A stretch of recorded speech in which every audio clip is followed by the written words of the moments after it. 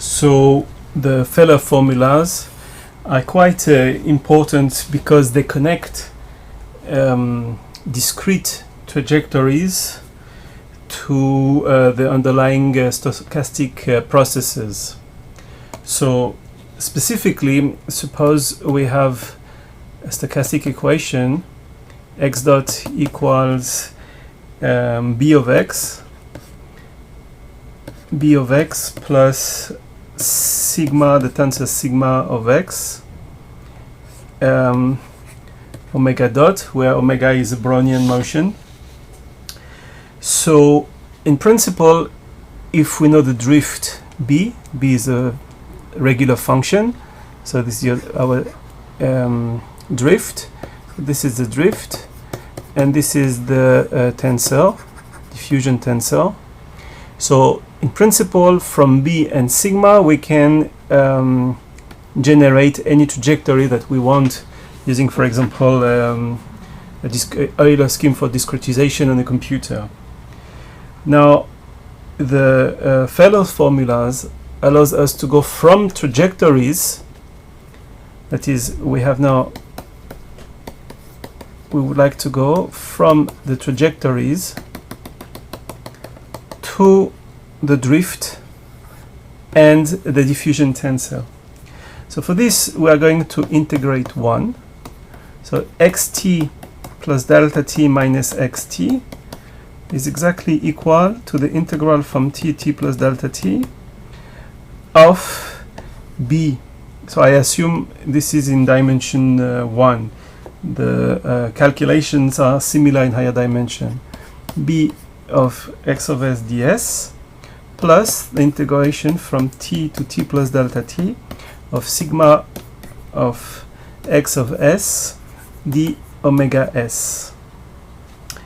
So what is the idea of recovering b and sigma? The idea is simply to estimate the quotient xt plus delta t minus xt. For example, we fix a point x and we look at all trajectories that goes through x and average over them, which means we're using the expectation.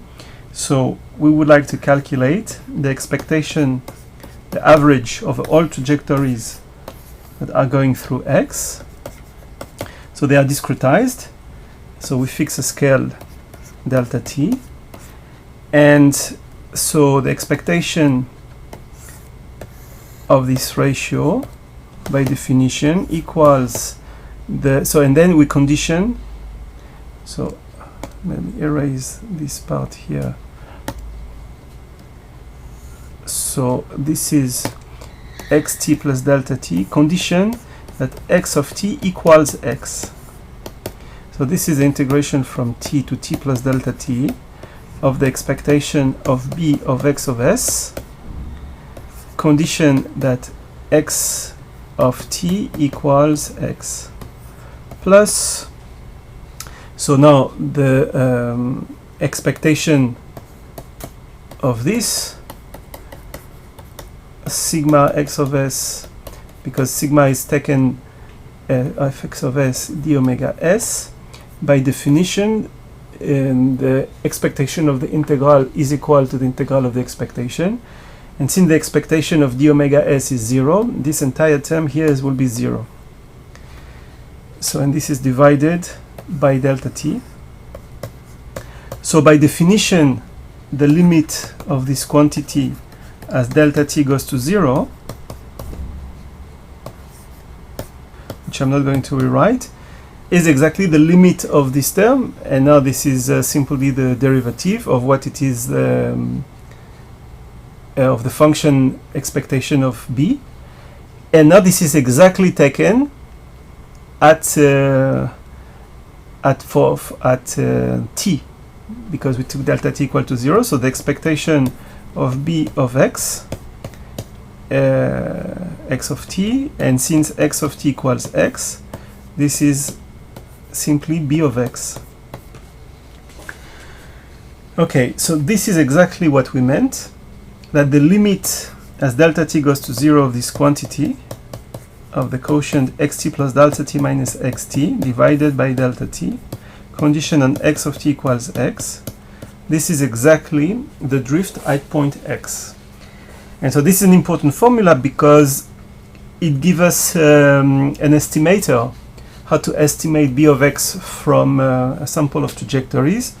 Just average over the trajectories such that the at time t fix the, so t can be any time, such that you look at the point at time t and the point at time t plus delta t and just do the average, divide by delta t, and this is an approximation of the drift. So another way to write this can also be written using the probability density function. So the expectation of xt plus delta t minus xt condition of x of t equals x. This can also be written using the probability density function as the integral of y probability to switch from x to y in time delta t. I assume that we have a Markovian process, so it just depends on the previous event, and this is minus x here. So this is the probability to switch from x to y in a time step delta t, and this is average over the space omega, right? And this p is the probability density function of switching from x to y during a time step delta t. So another way to write this is, as we have just seen before, this is b of x delta t plus o delta t. So again, this is a characterization of the drift. This is a characterization of the drift in terms now of the probability, the transition probability function. So now we can do the same to recover the recovering the diffusion tensor. So for this, again, we're in dimension 1, we calculate xt plus delta t squared, and we'll take the expectation. So by definition, this is the integral of t plus delta t of the term in B, ds, plus integration from t plus delta t of sigma d omega, and this is squared. We have to take the expectation of this. So this is the expectation of t plus delta t b ds squared, plus there is twice the term which is from each of the element, and finally integration from t plus delta t of sigma d omega squared. So now we can use basically what we have done before. The first term here is going to converge to 0, and it is of the order of delta t squared. This is going to be also in something that goes to 0 with delta t, and so the only term that we'll be interested in is this one, and we can use the property of the Brownian motion to see that this is the expectation of t plus delta t, t plus delta t of sigma x of u d omega u dx of s d omega s. And by definition of the expectation of this non-anticipating function for this and this one, and the property of the Brownian motion, we are left with integration from t and t plus delta t of the term when u equals s, which is sigma square x of u du. Right, and we have to take the expectation, that's it. This is sigma square. Yeah, so now in the limit, so if we divide everything by delta t, and take the limit of this as delta t goes to 0, we end up with sigma of x when we condition. So this is condition of that x of t equals x.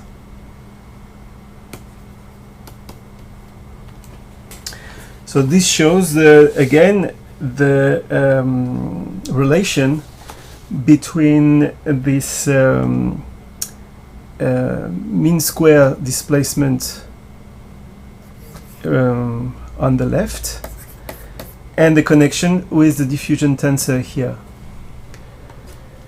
So this can be written in the following manner. The expectation of x of t plus delta t minus x of t squared equals, so we can use the probability transition probability function. This is x minus y squared, probability to have a transition from x to y during time delta t dy, and this is conditioned.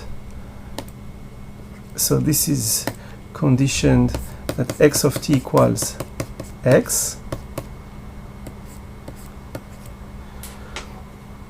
And now we can divide everything, or we can leave. This can be written this way, and we have seen that this is equal to sigma square x delta t plus a term which is a small o of delta t.